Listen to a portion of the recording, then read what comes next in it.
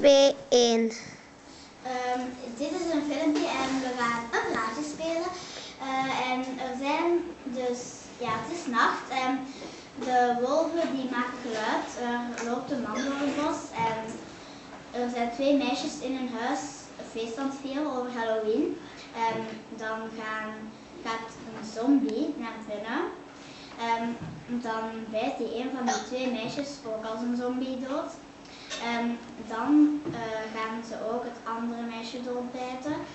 En dat is het einde van het verhaaltje. Het is nacht.